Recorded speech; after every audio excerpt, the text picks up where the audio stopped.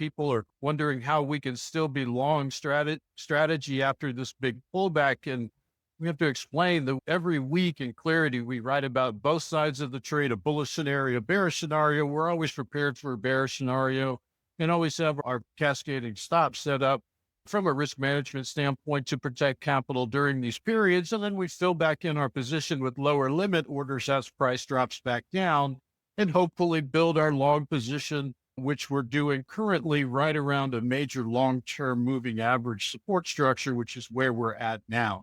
We're going to jump over to the monthly to get a little closer look at that. The monthly is where the prior roadmap is really getting tested, and you can see the extent of this pullback.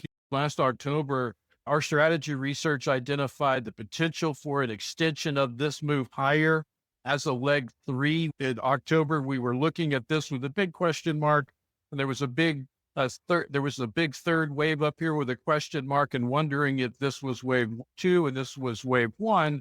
And we were just seeing wave 3 extending up out of this range. And so that's what we were looking at right in here. We were questioning whether or not we were going to see an extension. And of course, as you can see, we got the C leg development instead. What we envisioned and what we were looking for a defense of this 230 low. And then the 230, 250 shelf is evidence that the higher time frame wave 2 had resolved and we were moving into wave 3. That was the bullish read on the tape. But this decline cut straight through that, all the way through all of those shelves. Price fell below that. And our bearish scenario back in October was that if it could not hold this 230 low and does lose that level, that it could lead to a drop all the way back to this prior accumulation zone in the structural top. That's what this green shaded arrow is. You can see that we touched that and getting close to the 200 monthly exponential moving average right here. Long-term Clarity members are starting to get some perspective on how to actively treat these cycles and protect yourselves in a situation where a support level fails.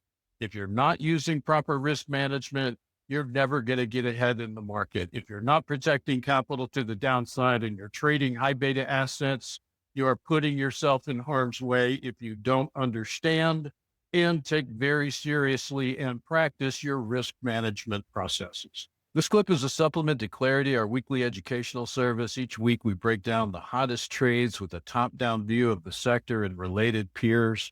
Then we do a deep dive into our spotlight, our featured analysis using the institutional business cycle. As our guide, every issue includes bullish and bearish scenario, as well as trade considerations for all of the charts that we covered. It's not investment advice, but it's how we would handle trades if we were in them.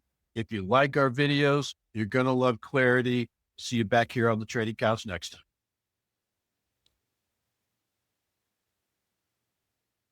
Enough about that. What we're looking at here is